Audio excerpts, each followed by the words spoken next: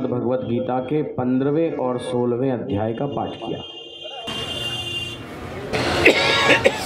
कल 14वें अध्याय में भगवान ने अपने प्रकृति के 3 तत्वों का वर्णन किया था और ये बताया था कि ये चराचर जगत, दृश्यमान जगत जो हम देखते हैं, जिसका हम अनुभव करते हैं, ये केवल भौतिक सृष्टि ही नहीं अपितु जो सूक्ष्म प्रकृति के तत्व हैं, जो तन्मात्राएं हैं, जैसे पृथ्वी तत्व की तन्मात्रा है गंध। तर्क संग्रह में आया है, तत्र गंधवती पृथ्वी सा द्विधा नित्याचा नित्याचा।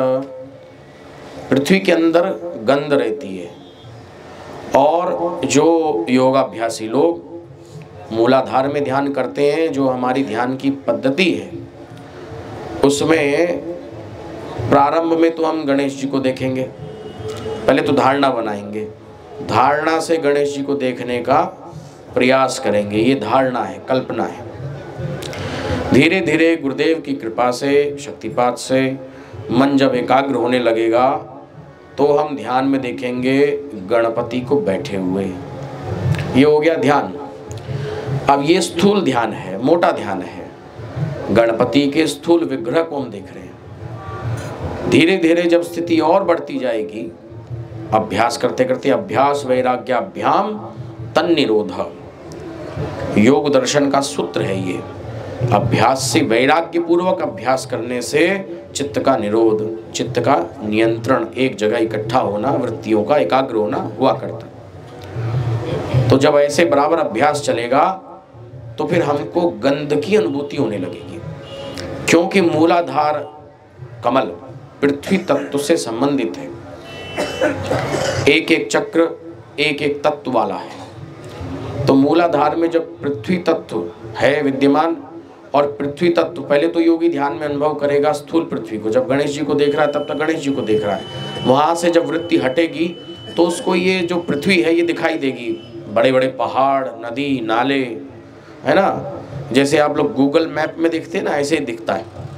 वैसे आपको पूरा ये समुद्र, प्रशांत महासागर, हिंद महासागर, अमेरिका, इंग्लैंड, जापान इत्यादि सब देश ऐसे ध्यान में, सब अनुभव में आते हैं। स्थूल पृथ्वी ये मूलाधार में ध्यान करने से संभव होता है। और जब वृत्ति सूक्ष्म होती जाएगी, बुद्धि की वृत्ति जितनी पैनी होती जाएगी, सूक्ष्म होती जाएगी, तब फिर योगी अनुभव करेगा कि मैं, वो गंध का अनुभव करेगा। उसको अपने आप दिव्य गंध आने लगेंगे, क्योंकि पृथ्वी का जो सूक्ष्म गुण है वो गंध है। गंध तन्मात्रा, तन्मात्र, तो उसको बड़ी भारी दिव्य गंधों की अनुभूति अपने आप होने लगेगी। उसको लगेगा इतनी गंध कहाँ से आ रही है।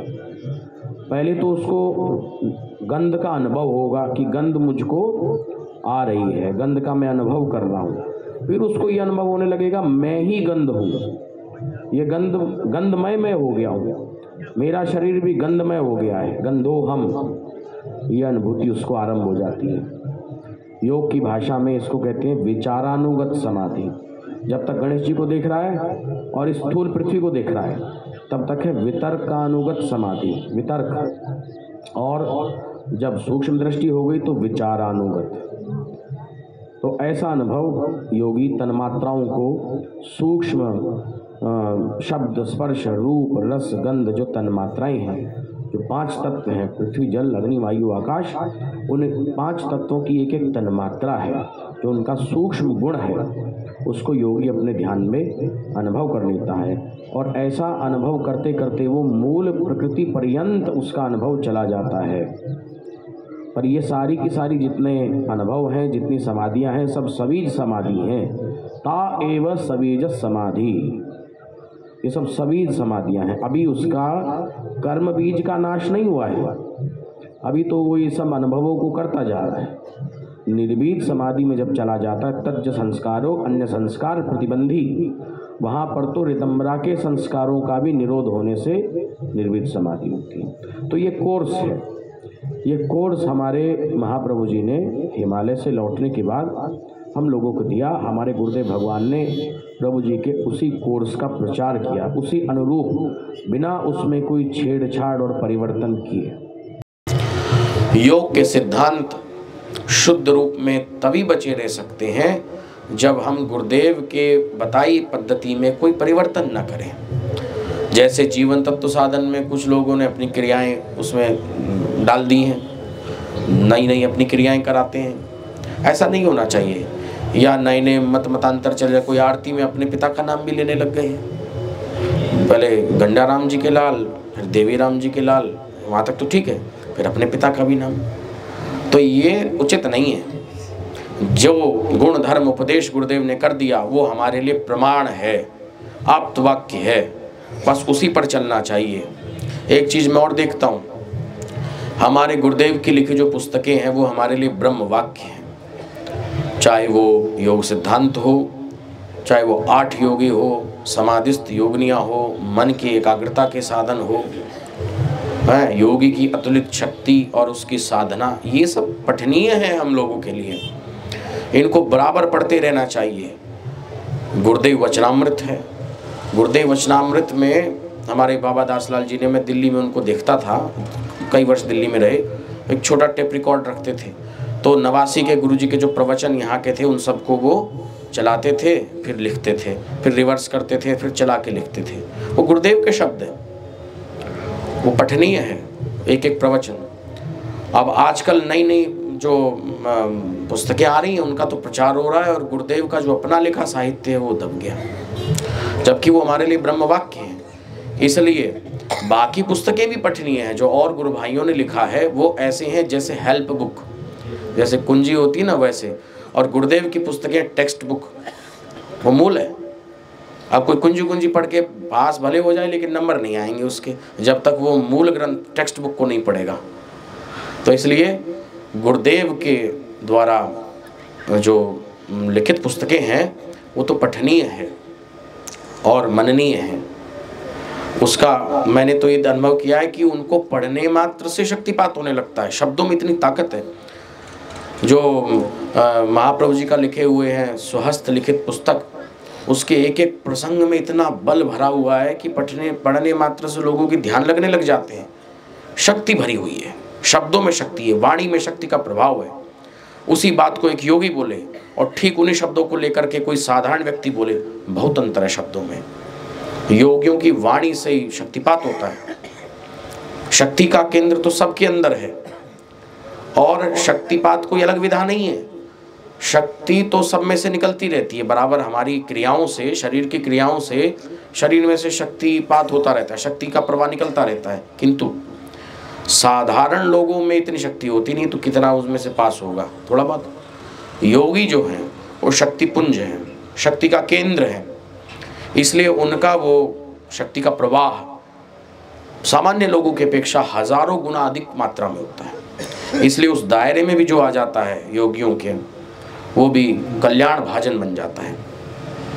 श्री महाप्रभु जी ने अपनी स्वहस्त लिखित पुस्तक में प्रारंभ में कुछ श्लोक दिए हैं, मेरे ख्याल से 70-75 श्लोक उसमें हैं, जिनमें एक श्लोक है, आश्रमे यतिवर्यस्य मुहूर्तमपि विश्रमेत किम तस्यानेन धर्मेण कृतकृत्यो भी जायते।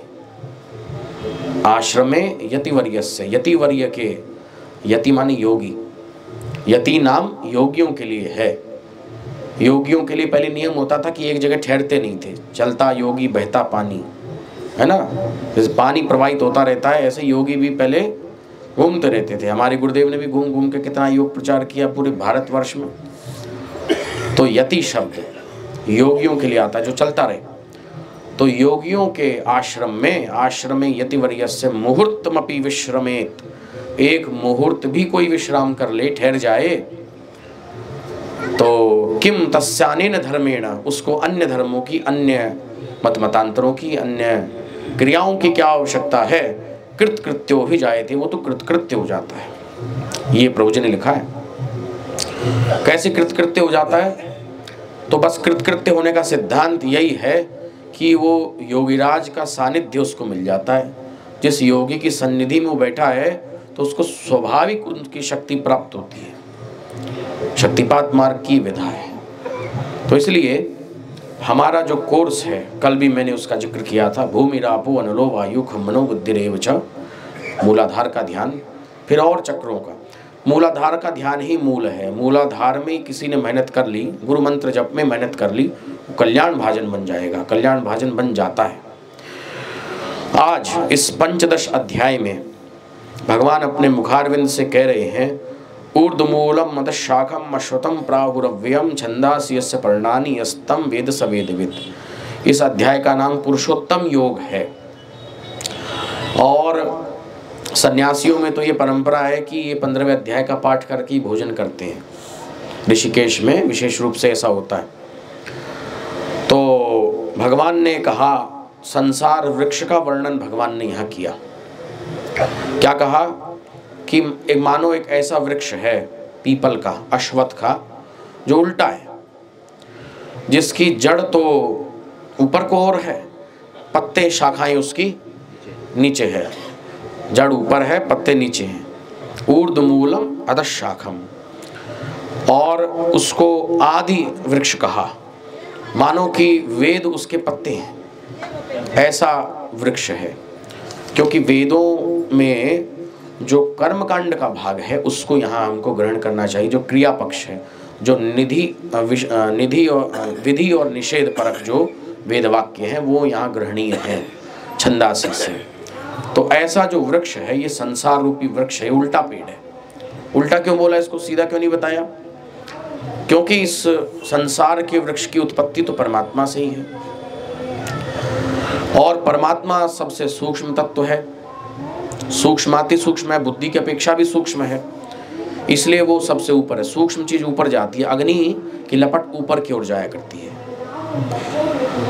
क्योंकि वो सूक्ष्म है। इसलिए परमात्मा सूक्ष्म होने से इसकी जड़ में विराजमान है, और परमात्मा सूक्ष्म है, वो नीचे नहीं हो सकता, ऊपर ही हो सकता है। इसलिए पेड़ को उल्टा कर दिया, और इसका विस्तार नीचे हो रहा है, माने सूक्ष्म से स्थूल की ओर विस्तार है।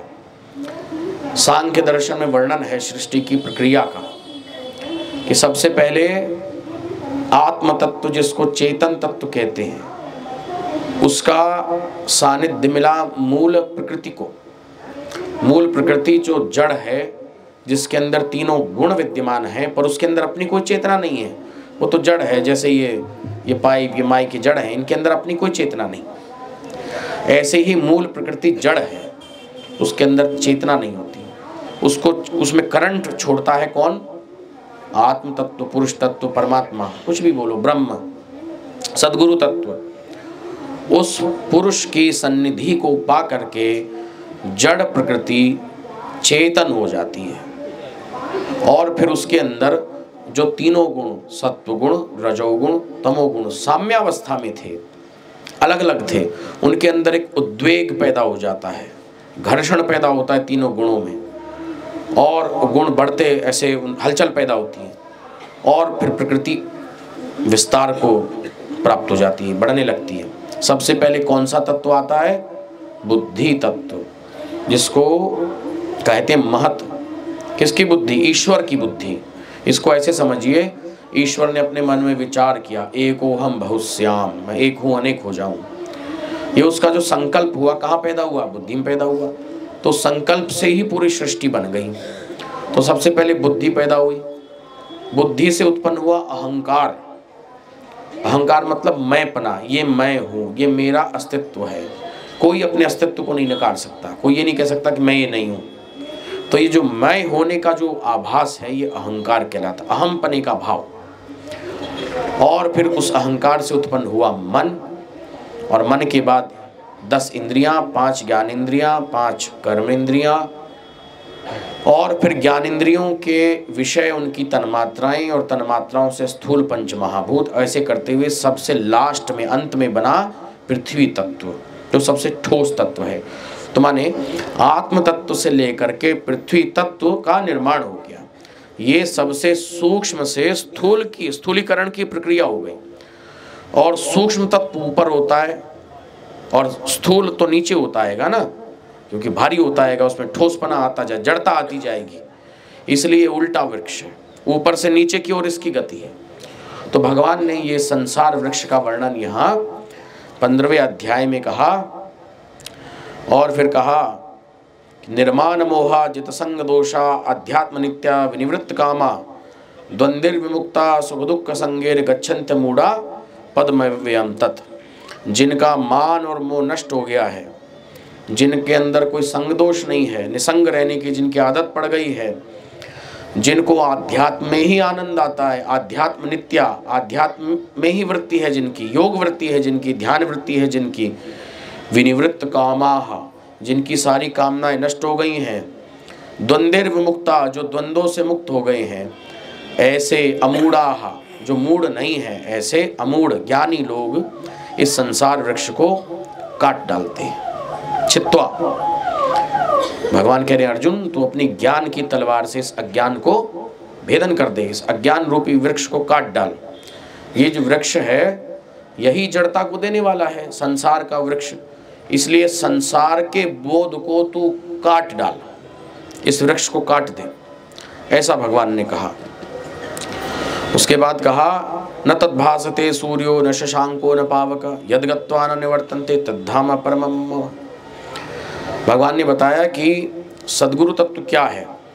वो सद्गुरु तत्व तो ऐसा तत्व है जहाँ पर सूर्य का प्रकाश से वो प्रकाशित नहीं है, वो तो अपने आत्म प्रकाश से प्रकाशित है। न शशांको न पावका, न चंद्रमा की ऐसी सामर्थ्य है कि वहाँ पर प्रकाश कर दे, न पावकः, अग्नि की ऐसी सामर्थ्य है, न सूर्य की ऐसी सामर्थ्य है, वो मेरा परम धाम है। परम धाम माने वही भगवान का मूल सद्गुरु तत्व है। वहाँ पर तो वो विशुद्ध आत्म प्रकाश से प्रकाशित तत्व है। उपनिषदों में भी वर्णन आया है, कठोपनिषद में, न तत्र सूर्यो भाति न चंद्र तारकम नेमा विद्युतो भाति कुतो अयम अग्नि, कि उस ब्रह्म तत्व को, आत्म तत्व को, सद्गुरु तत्व को तो ना सूर्य प्रकाशित कर सकता, गुरु जी कहा करते थे श्लोक, ना चंद्रमा प्रकाशित कर सकता, कुतो अयम अग्नि ही, अग्नि की तो सामर्थ्य क्या, अग्नि तो कुछ भी नहीं, नील बटा नील है। जब सूर्य नहीं प्रकाशित कर सकता, चंद्रमा नहीं प्रकाशित कर सकता, तो अग्नि कुतो अयम अग्नि, कहाँ अग्नि है।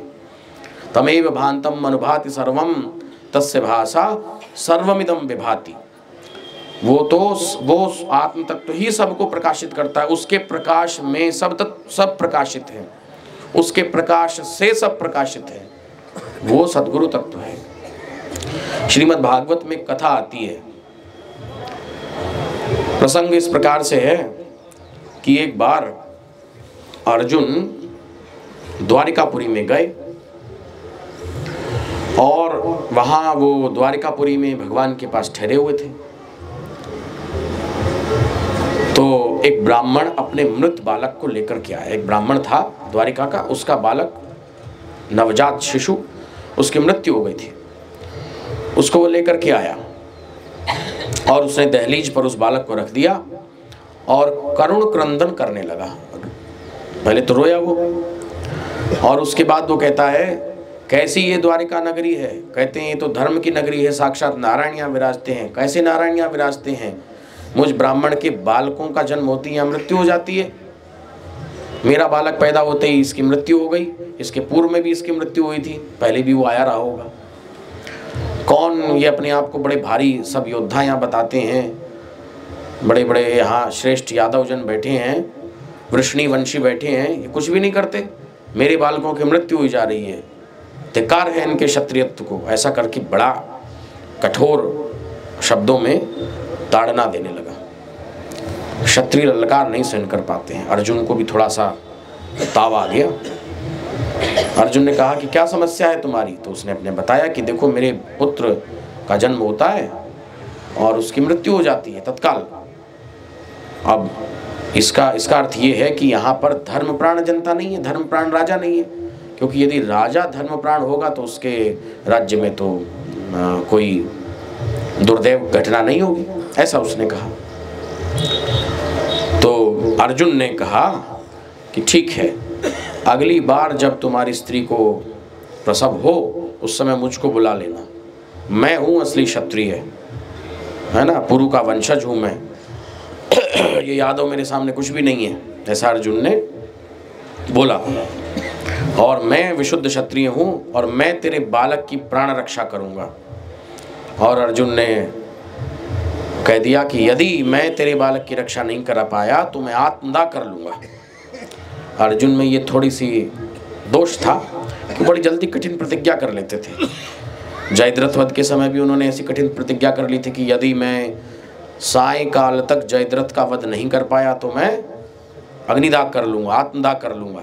तब भगवान ने उनकी रक्षा की थी। ऐसा ही अर्जुन ने यहाँ पर प्रतिज्ञा कर ली कि यदि मैं नेक्स्ट टाइम, अगली बार तेरे बालक की रक्षा नहीं कर पाया तो मैं आत्मदाह कर लूँगा। धिक्कार है इन बाकी क्षत्रियों को, ऐसा अर्जुन ने कहा। तो अगले वर्ष जब उसकी स्त्री को प्रसव होने वाला था तो उस ब्राह्मण देवता ने अर्जुन को सूचना दी कि अब प्रसव होने वाला है, अब आपको जो उपाय करना है कर लो, आ जाओ।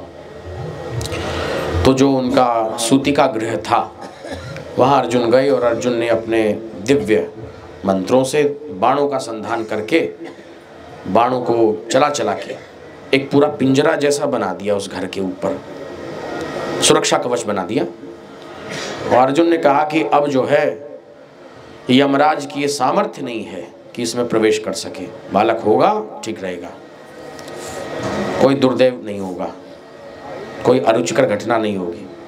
उसके बाद अर्जुन बैठ गए। बालक हुआ, उसके रोने की आवाज़ आई। अर्जुन ने कहा देखा, हम कह रहे थे ना ऐसे हम कर सकते हैं। अहंकार की बात अर्जुन ने की।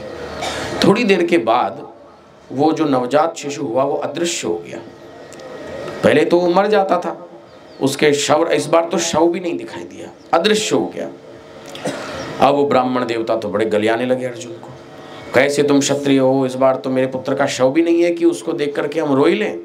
अदृश्य ही हो गया, कहाँ चला गया है, कहाँ है तुम्हारे क्षत्रिय बल, धिक्कार है तुम्हारे क्षत्रिय बल को। बड़ा डांटने लगा अर्जुन को। अर्जुन भी योगाभ्यासी थे।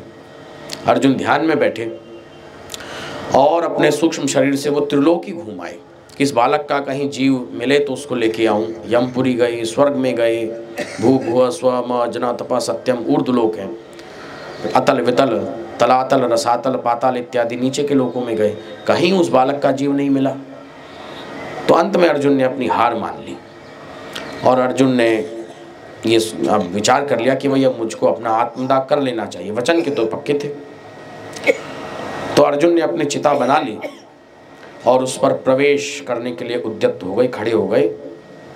तभी भगवान कृष्ण का आगमन हुआ। उन्होंने कहा कि भाई अर्जुन, इतना प्रयास तूने कर लिया, ला एक कोशिश हम भी करके देख ले, संभव है कहीं वो बच्चा मिल ही जाए।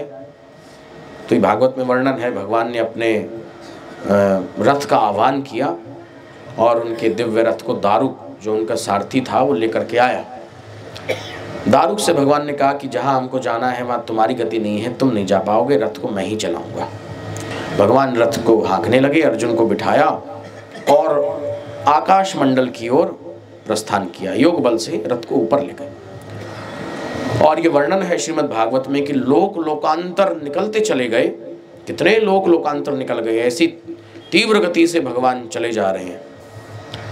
अनेकों लोक लोकांतर, कितने ब्रह्मांड जब निकल गए, अंत में महाअंधकार दिखने लगा। ऐसा अंधकार कि उसमें प्रवेश करना भी कठिन हो गया। घोड़ों की भी ये सामर्थ्य नहीं रही कि उसमें वो प्रवेश कर सके। तब भगवान ने सुदर्शन का आह्वान किया। सुदर्शन आगे आगे चलता रहा और सुदर्शन के प्रकाश में घोड़े आगे बढ़ते रहे। अंत में एक ऐसे स्थान पर पहुंचे जहाँ दिव्य प्रकाश था। यही बात, न तद्भासते सूर्यो न शशांको न पावका। वहाँ पर इतना भारी प्रकाश था कि जिसकी हम कल्पना भी नहीं कर सकते। करोड़ों सूर्य का प्रकाश भी उसके सामने फीका पड़ जाए। और वहाँ उन्होंने देखा कि एक दिव्य पुरुष विराजमान है, जिनके लिए शब्द आया है भागवत में भूमा, भूमा पुरुष, भूमा परमेष्ठी। वो नारायण, आदि नारायण, हमारे महाप्रभु जी, सद्गुरु तत्व, सद्गुरु तत्व का व्यक्त स्वरूप, सगुण सविशेष ब्रह्म। और जाकर के भगवान कृष्ण ने भी उनको प्रणाम किया। अर्जुन ने तो किया ही। और उन महात्मा महापुरुष ने आशीर्वाद देकर के भगवान कृष्ण को कहा कि वत्स, अब तुम्हारा कार्यकाल पृथ्वी का समाप्त हो गया है। तुम जिस कार्य के लिए गए थे, धर्म की संस्थापना के लिए, परित्राणाय साधूनां विनाशाय च दुष्कृताम, योग रूपी धर्म की स्थापना के लिए, दुष्टों का विनाश करने के लिए। वो कार्य पूरा हो गया, अब लौट आओ। इन बालकों के जीव को मैंने ही यहाँ बुलाया था ताकि उनके व्याज से, उनके बहाने से मैं तुम लोगों से संवाद कर सकूं और तुम लोगों को यहाँ मेरा दर्शन हो सके। फिर उन आदि नारायण ने वो बालक जो उस ब्राह्मण के थे उनको दे दिए और उन्होंने भगवान कृष्ण को आदेश दिया, भूमा पुरुष ने, कि अब आप जो है अपना लीलावसान करो। ये भागवत में वर्णन है। भागवताचार्य इस प्रसंग को छोड़ देते, नहीं सुनाते। तो यहाँ पर हमको ये ज्ञान होता है कि भगवान कृष्ण का जो सगुण विग्रह है उससे भी आगे कोई तत्व है जो उनका विशुद्ध तत्व है। उस विशुद्ध तत्व का ही अवतार भगवान है। वो विशुद्ध तत्व क्या है? उसी को सद्गुरु तत्व कहते हैं।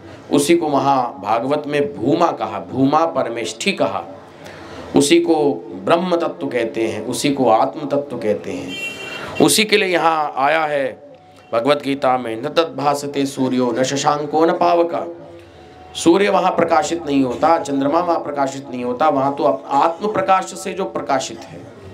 सूर्य को भी प्रकाशित करने वाला वही है। यद आदित्य गतम तेजो जगत भासते खिलम यच्चग्नि यच्चाग्नौ तत्तेजो विद्धिमामकम। सूर्य के अंदर भी जो प्रकाश है वो नारायण का ही प्रकाश है, इसलिए हम लोग जब सूर्यार्घ्य करते हैं तो सूर्य नारायण बोलते हैं। चंद्रमा में जो प्रकाश है उसी सद्गुरु तत्व का प्रकाश है। अग्नि में जो प्रकाश है वो भी उसी का है। जिसके प्रकाश से सब प्रकाशित हैं, जिसके प्रकाश में सब प्रकाशित हैं, वो सद्गुरु तत्व है। उसको भूमा पुरुष वहाँ कहा। एक बार हमारे गुरुदेव के समय में किसी साधक ने उनसे पूछा, एक बार गुरुदेव प्रवचन कर रहे थे तो एक महात्मा कोई वहाँ आए, वैष्णव संत थे।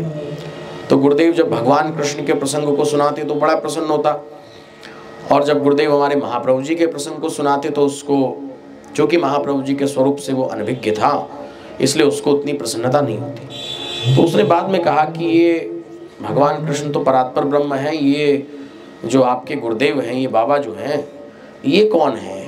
तो गुरुदेव ने उसका उत्तर दिया, ये वो हैं जिनकी आज्ञा से कृष्ण अवतार ग्रहण किया करते हैं। ये वो हैं जो कृष्ण और राम को भी बनाने वाले हैं। आप लोग जो हमारी परंपरा के नहीं सोचेंगे तो बहुत बड़ी बात कह रहे हैं, ऐसी फेंक रहे हैं, अपने गुरु जी को बड़ा बना रहे हैं। ऐसी बात नहीं है।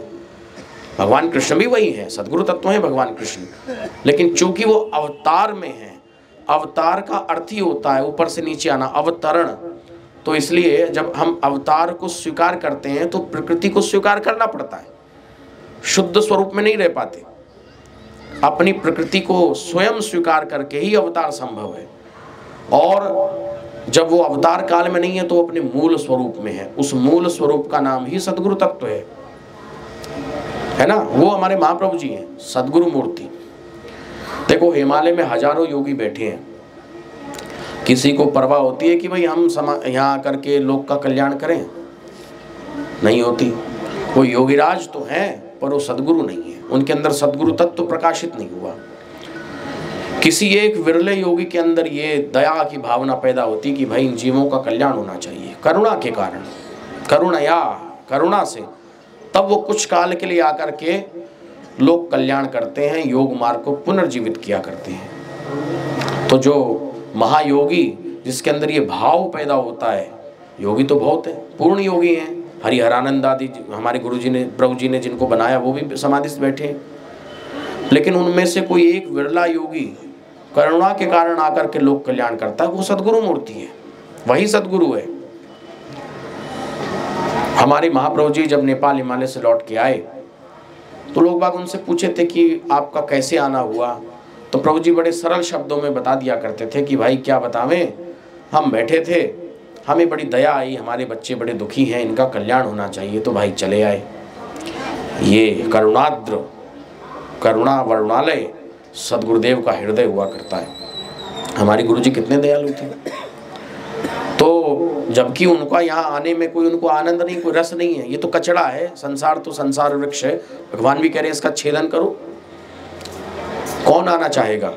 हमसे यदि ये कह दिया जाए कि भाई तुमको जो है कोड़ियों की बस्ती में रहना है 1 महीना, जो कि झोपड़ी में रहना पड़ेगा, हमारी ऐसी तैसी हो जाएगी। ऐसे ही जो योगी हिमालय में शुद्ध अवस्था में समाधिस्थ बैठे रहते हैं, उनको ये संसार कचड़ा लगता है।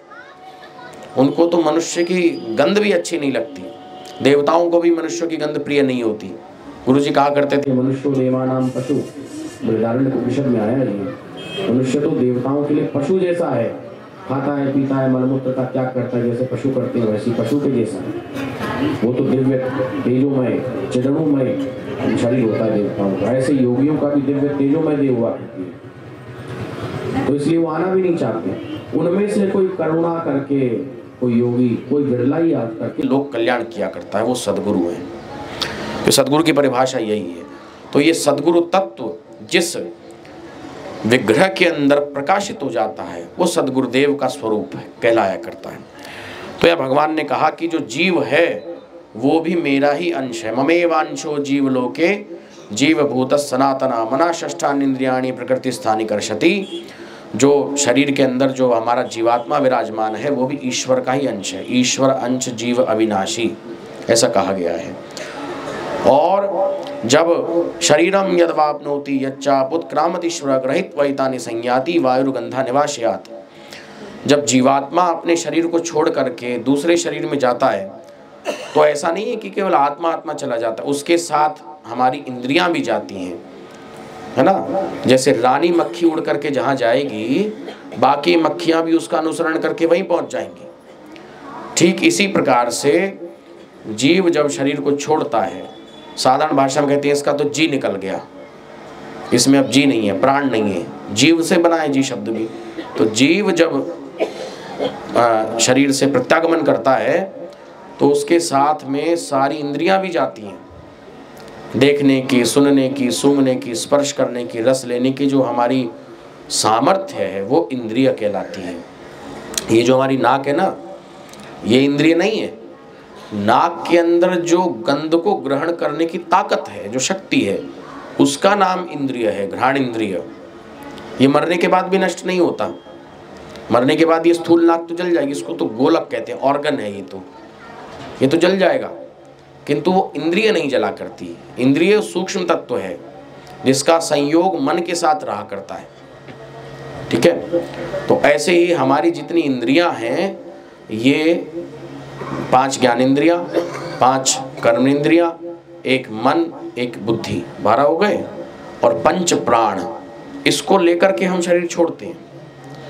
यदि हम ये माने, ये जो हमारा ये तो मस्तिष्क है, ये मस्तिष्क है, इसके अंदर जो सोचने विचारने की जो सामर्थ्य है वो बुद्धि है। बुद्धि नहीं नष्ट होती मरने के बाद भी। यदि बुद्धि नष्ट हो जाएगी तो कर्म संस्कार कहाँ रहेंगे, वो भी नष्ट हो जाएंगे। किंतु कर्म संस्कार तो रहते ही हैं, तभी तो पुनर्जन्म होता है। तो इसलिए हम अपनी बुद्धि को, मन को, इंद्रियों को लेकर के एक शरीर से दूसरा शरीर ग्रहण करते हैं। यही बात यहाँ भगवान कह रहे हैं कि जैसे जीवात्मा जब शरीर छोड़ता है तो वो अपने मन इंद्रियों को ग्रहण करके दूसरे शरीर को प्राप्त हुआ करता है। इसके बाद भगवान ने कहा कि उत्क्रामंतम स्थितम वापि भुंजानन वा गुणान्वितम विमूढ़ा नानो पश्यन्ति ज्ञान चक्षुषा। शरीर छोड़कर जाते हुए को, शरीर में रहते हुए को, विषयों को भोगते हुए को, तीनों गुणों से युक्त हुए को भी अज्ञानी लोग नहीं जान पाते। कैसे शरीर छोड़ना है, ये तो योगियों की कला है, योगी लोग ही जान पाते हैं। इतना अभ्यास तो सबको कर लेना चाहिए जो शरीर छोड़ने से पहले अपनी मृत्यु का ज्ञान हो जाए। हमारे बड़े बड़े गुरु भाई ऐसे हुए हैं। अशोक शर्मा थे जींद में, जिनको पहले ही अपने शरीर छोड़ने का ज्ञान हो गया था। एक्साइज इंस्पेक्टर थे वो, विवाह नहीं कराया था पर अपनी जॉब करते थे। तो उन्होंने पहले सबको गुरु भाइयों को बता दिया, अपने घर बुला लिया, संकीर्तन कराया, सुबह गीता पाठ किया, उसके बाद ध्यान में बैठ के शरीर छोड़ दिया। ये शुद्ध यौगिक गति, योग विधि से शरीर छोड़ा। ऐसे ही बिशन चंद गर्ग हमारे गुरु भाई थे, अब तो नहीं रहे, उनके बड़े भाई थे खुशीराम का प्रसंग गुरु जी सुनाते थे कि उनको भी अपनी मृत्यु का ज्ञान हो गया था और उन्होंने गुरुदेव को पत्र लिखा कि इस दिन मेरा शरीर छूटने का समय है, ऐसा मुझको ध्यान में अनुभव हुआ है। तो हमारे गुरु जी ने थोड़ा सा संकल्प करना चाहा कि इसको हम बचा ले, इस समय ना शरीर जाने दें। तो गुरुदेव संकल्प कर ही रहे थे कि महाप्रभु जी की आज्ञा हुई कि नहीं, इसको मत रोको, इस समय ये बहुत अच्छी स्थिति में है, इस समय जो शरीर इसका छूटेगा तो ये बहुत अच्छी सदगति को जाएगा। गुरु जी ने संकल्प नहीं किया। तो उसके बाद खुशीराम जी ने जब शरीर, उनके बच्चे हैं कलीराम वगैरह भी हैं, आते हैं आश्रम में, तो खुशीराम जी ने जब शरीर छोड़ा, ध्यान में बैठ करके सुबह सब नीति आदि क्रियाएं की, उसके बाद भस्त्रिका प्राणायाम हुआ, ध्यान में बैठ गए। फिर वो अपनी माँ से बोले कि माँ तू छत फोड़ दे, मैं छत से जाना चाहता हूँ। माँ बेचारी समझ नहीं पाई, उनका जो सूक्ष्म शरीर था यहाँ ब्रह्म विवेदन करना चाहता था, पर इतनी अभी योग स्थिति नहीं बनी थी कि ब्रह्मरंध्र को फोड़ करके शरीर छूट सके। फिर उन्होंने कहा कि माँ तुमने छत नहीं फोड़ी, देख भगवान कृष्ण आए हैं, इनका रथ आया है, ये मुझे बुला रही हैं, मैं इनके रथ में बैठ जाता हूँ। ऐसे कहते कहते प्राण निकल गए। ये योगियों की गति है। भगवान कह रहे हैं, हाँ राजनारायण का दिल्ली में प्रसंग है, दिल्ली आश्रम में गुरु जी का प्रोग्राम हो रहा था। प्रातःकाल राजनारायण आए, गुरु जी को प्रणाम करके दक्षिणा इत्यादि दे करके चले गए। उस समय मंत्री थे, नहीं मंत्री पद से हट चुके थे तब, और दोबारा फिर दोपहर में आए। फिर गुरुदेव को उन्होंने एक चद्दर भेंट की, दक्षिणा इत्यादि दी, चले गए। शाम के समय फिर आए दर्शन करने के लिए, फिर वो दक्षिणा इत्यादि देने लगे। तब गुरुजी ने कहा कि लला क्या बात है कि आज तुम बार बार दक्षिणा दे रहे हो, बार बार आ रहे हो, बार बार प्रणाम कर रहे हो। तो उन्होंने उत्तर दिया कि महाराज जी जितना मैं दे सकता हूँ आपको दे दूँ, क्योंकि इसके बाद मैं रहूँगा नहीं, अमुक तारीख को मेरा शरीर छूट जाएगा, ये उन्होंने बताया। और जब उनका, उस समय बिल्कुल स्वस्थ थे, उसके कुछ दिनों बाद वो बीमार हो गए। उसके बाद हॉस्पिटल में एडमिट हुए, राम मनोहर लोहिया अस्पताल में। और जिस समय उनका शरीर छूटा उस समय विश्व योग सम्मेलन 1986 का था, दिसंबर के महीने में गुरुजी वहीं थे। और गुरुदेव योग सम्मेलन में से बीच बीच में जाकर के उनको देख के आते थे। और जिस समय उनका शरीर छूट रहा था उस समय गुरुदेव उनके सिराने खड़े थे। और गुरुदेव ने बाद में बताया कि इसकी श्वास प्रश्वास में बराबर जब चल रहा था, श्वास प्रश्वास में जब चल रहा था उसी अवस्था में शरीर छूटा है, ऐसा गुरुजी ने बताया। बहुत ऊर्ध्व गति को गए, बड़े त्यागी पुरुष थे वो भी। ऐसे अनेकों उदाहरण हैं। उसके बाद गुरुदेव का बनारस का कार्यक्रम था आत्मा प्रसाद सिंह के यहाँ, तो गुरुदेव भी फिर उसी ट्रेन से जिसमें उनकी शव आना था राजनारायण जी का, उसी में गुरुजी भी गए। उनकी शव यात्रा में भी गुरुदेव रहे। बताते हैं कि या तो पंडित मदन मोहन मालवीय की शव यात्रा में इतनी भीड़ हुई थी या राजनारायण जी की में, ऐसे थे वो। आज भी जो प्रबुद्ध वर्ग है वो हमारे गुरुदेव को भी यही जानता है कि राजनारायण के गुरुदेव। जब गुरुदेव ने लीलावसान किया तो अखबारों में भी ये निकला था, राजनारायण के गुरुदेव का देहांत। तो कहने का मेरा अभिप्राय ये है कि ऐसे ऐसे हमारे गुरुदेव के कृपा पात्र बच्चे हुए हैं जिन्होंने योग विधि से शरीर छोड़ा है। भगवान यहाँ पर कह रहे हैं कि जो अज्ञानी लोग हैं, उत्क्रामंतम सदम वापी, उनको ना तो शरीर छोड़ने का कोई ज्ञान रहता है, ना शरीर में जब आत्म तत्व विराजमान है उसका ही कोई बोध होता। योगियों को ही इस प्रकार का बोध होता। यतंतो योगिनश्चैनम पश्यन्ति आत्मन्यवस्थितम यतंतो अप्यकृतात्मानो नयनम पश्यन्त चेतस। यतंतः, यत्न करते हुए, अभ्यास करते हुए जो योगी लोग हैं अपनी आत्मा में, अपने हृदय में इस आत्म तत्व को जान जाते हैं और फिर वो योग विधि से शरीर छोड़ देते हैं। और जो अचेतसा हैं, जो अज्ञानी लोग हैं, जो ऐसा अभ्यास नहीं करते, वो कोई आत्म तत्व को नहीं जानते, उनको कोई योग की अनुभूति नहीं होती। ये भगवान ने कहा। फिर भगवान कह रहे हैं यदादित्य गतम तेजो जगत भासते खिलम यच्चंद्रमसि यच्चाग्नौ तत्तेजो विद्धि मामकम। ब्रह्म भाव, ब्रह्म दृष्टि यहाँ पर दी। सूर्य के अंदर जो प्रकाश है वो तत्तेजो विद्धि मामकम, सूर्य में जो तेज है वो मेरा तेज है, चंद्रमा में जो तेज है वो मेरा तेज है, अग्नि में जो तेज है वो मेरा तेज है। सबको प्रकाशित करने वाला तो परमात्मा तत्व ही है और वो सब जगह सर्वव्याप्त है। भगवान कह रहे हैं मैं ही पृथ्वी में प्रवेश करके सबको धारण करने की सामर्थ्य पृथ्वी को देता हूँ। मैं ही सोम हो करके चंद्रमा में सब औषधियों को पुष्ट करता हूँ। और भगवान कह रहे हैं कि मैं वैश्वानर नाम की अग्नि के रूप में सबके अंदर या उदर में, पेट में विराजमान रहता हूँ, जिससे हमारा भोजन पचता है। तो माने जो हमारी डाइजेस्टिव पावर है, भोजन पचाने की सामर्थ्य है, वो भी परमात्मा स्वरूप है। इसलिए उसका निरादर नहीं करना चाहिए। जठराग्नि को प्रदीप्त रखना चाहिए और जठराग्नि को, वैश्वानर अग्नि को प्रदीप्त रखने का साधन है जीवन तत्व साधन। जीवन तत्व साधन करने से और यौगिक क्रियाएं मुद्राएं करने से, माएँ कुंभक आदि करने से, अग्निसार करने से वो अग्नि प्रदीप्त रहती है। वो अग्नि प्रदीप्त रहे, वो अग्नि मंद पड़ जाएगी, मंदाग्नि हो जाएगी तो रोगों का कारण बनेगी। तो यदि हम मंदाग्नि अपने शरीर में कर ले रहे हैं, पड़े रह रहे हैं, तो वैश्वानर अग्नि का अनादर हुआ। और वैश्वानर अग्नि भगवान का स्वरूप है। भगवान स्वयं कह रहे हैं अहम वैश्वानरो भूत्वा, मैं ही वैश्वानर अग्नि के रूप में विराजमान होकर के पचाम्यन्नम चतुर्विधम, 4 प्रकार का अन्न जो हम खाते हैं, कौन कौन सा? एक जो चबा करके खाया जाता है वो, और एक जो चूस करके खा लेते हैं, ग्रहण करते हैं, वो चौष्य, और तीसरा चाटते जो हैं अवलेय, और चौथा जो रस ग्रहण करते हैं, पीते हैं, पेय, चौष्य, अवलेय और खाद्य।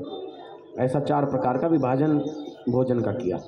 तो चारों प्रकार के भोजन को भगवान कह रहे मैं ही पचाता हूँ, तो वैश्वानर के रूप में यहाँ विराजमान। फिर कहा सर्वस्य चाहम हृदय सन्निविष्टो मत्तस्मृति जानम अपोहनम च, मैं ही सबके हृदय में विराजमान रह करके सबका अंतर्यामी रूप से सबको ज्ञान देने वाला हूँ, सबको स्मृति देने वाला हूँ। मुझको ही वेदांत के जानने वाले जाना करते हैं। वेदांत कृत वेदे विदेव चाहम, मैं ही वेदांत के द्वारा जानने योग्य, वेदांत नाम उपनिषदों का है, वेदों का जो अंतिम भाग है उपनिषद, उसको वेदांत कहते हैं। मैं ही वेदांत के द्वारा जानने योग्य हूँ। फिर भगवान ने तात्विक बात बताई, द्वाविमो पुरुषो लोक एक क्षरश्चाक्षर एव च क्षरः सर्वाणि भूतानि कूटो तक्षर उच्यते। 2 तरह के तत्व हैं इस लोक में, एक तो नाशवान तत्व है, एक अविनाशी तत्व है। नाशवान तत्व तो ये जड़ तत्व, ये पृथ्वी तत्व, अग्नि जल वायु, कुछ नहीं रहता, सबका नाश हो ही जाता है। और जो अविनाशी है वो जो हमारा जीवात्मा है, जो सबके हृदय में विराजमान है भगवान जीवात्मा के रूप में। अभी अज्ञान नष्ट नहीं हुआ है। जीवात्मा वो आत्मा है जिसको अभी अज्ञान है, अविद्या है, परंतु उसका नाश नहीं होता, इसलिए उसको अविनाशी कहा। 2 तत्व। फिर भगवान कह रहे उत्तम पुरुषस्त्वन्य परमात्मेतुदाहृत, तीसरा एक और तत्व है जो इन अलग अलग जीवात्मा जो सबके अंदर विराजमान है, सबके भीतर जो अलग अलग पुरुष भाषित हो रहे हैं, पुरुषों में भी जो उत्तम है, उत्तम पुरुषस्त्वन्य, वो पुरुषोत्तम तत्व जो सर्वव्यापक परमात्मा है, वो ऐसा तत्व है जिसके अंदर जीव भाव नष्ट हो गया है, जो जीव नहीं है, जिसका ज्ञान नष्ट हो गया है। तो यहाँ पर भगवान ने 3 तत्व गिनाए, पहला जड़, और दूसरा चेतन जीव माने अज्ञानी आत्म तत्व, और तीसरा विशुद्ध आत्म तत्व जो परब्रह्म है, जिसके अंदर कोई अज्ञान नहीं होता। तो इसलिए इसको पुरुषोत्तम योग बोलते हैं, क्योंकि भगवान ने यहाँ पुरुषोत्तम तत्व को बताया है। इस प्रकार से ये 15वां अध्याय भगवान ने पूरा किया। लास्ट में कह दिया इति गुह्यतमं शास्त्रम इदमुक्तम मया नघ, ये तो बड़ा गूढ़ शास्त्र है जो मैंने तुझको बताया है। तू इसको तत्व से जान करके, जो भी इसको तत्व से जान लेता है वो कृतार्थ हो जाता है, कृतकृत्य हो जाता है। जो किसको जान लेता है? पुरुषोत्तम तत्व को। पुरुषोत्तम तत्व को ही सद्गुरु तत्व कहते हैं। तो इस प्रकार से भगवान ने यहाँ पर पुरुषोत्तम तत्व की व्याख्या की है, और बहुत सी बातें संसार वृक्ष को बताया, संसार वृक्ष का छेदन बताया, और संसार वृक्ष को छेदन न करने वालों की कैसी गति होती है, जो योगी नहीं है वो बताया, और जो यतात्मा योगी लोग हैं उनकी कैसी गति होती है, इसका वर्णन भगवान ने किया। और बाद में ब्रह्म दृष्टि देकर के बताया वैश्वानर अग्नि भी मैं हूँ, हृदय में भी मैं ही विराजमान हूँ, और सर्वत्र मेरा ही प्रकाश है, मेरे प्रकाश से ही सब प्रकाशित है। बस आगे करें, क्या समय हो गया? नाश्ते का समय हो गया है, नाश्ता करेंगे अब।